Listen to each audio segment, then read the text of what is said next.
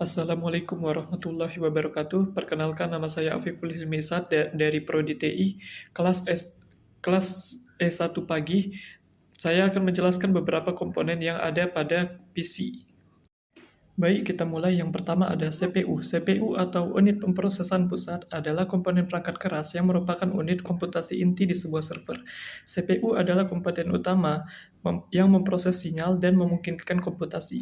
Jadi CPU ini gunanya itu kurang lebih, dia itu adalah otak dari sebuah komputer, adalah inti pikiran dari sebuah komputer itu sendiri. Lalu yang kedua ada VGA atau Video Graphic Adapter. Adalah perangkat keras komputer yang berfungsi menerjemahkan tampilan ke layar komputer. Jadi fungsinya itu kurang lebih agar komputer kita ini menampilkan Windows, agar dia keluar gitu tampilannya.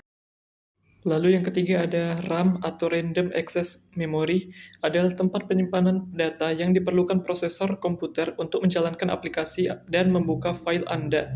Jadi RAM ini adalah salah satu komponen yang berfungsi untuk sebagai penyimpanan dari data-data yang kita miliki. Lalu yang keempat ada EPSU atau Power Supply, adalah perangkat keras yang berfungsi untuk menyediakan tegangan langsung ke komponen dalam casing yang membutuhkan tegangan. Jadi dalam menjalankan sebuah komputer kita membutuhkan sebuah daya yang berfungsi sebagai minyak atau bahan bakar agar komputer kita ini berjalan. Kelima, sound card. Kartu suara atau sound card adalah suatu perangkat keras komputer yang digunakan untuk mengeluarkan suara dan merekam suara. Keenam, ada monitor. Monitor adalah perangkat keras yang digunakan sebagai output data secara grafis pada sebuah CPU dan disebut sebagai layar tampilan komputer. Yang ketujuh ada printer. Printer adalah perangkat keras yang berfungsi untuk menyajikan tulisan atau gambar ke media datar seperti kertas dalam berbagai ukuran. Jadi misalnya jika kita ingin menyajikan suatu gambar yang kita miliki atau suatu data yang kita miliki pada sebuah komputer ke dalam sebuah kertas, kita bisa menggunakan media printer ini. Yang ke-8 ada motherboard.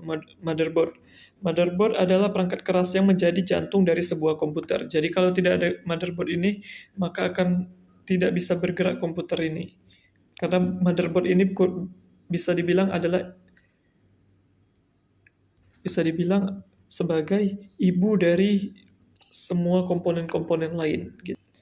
Yang ke-9 ada hard disk. Hard disk adalah komponen komputer yang berfungsi sebagai media penyimpanan data permanen.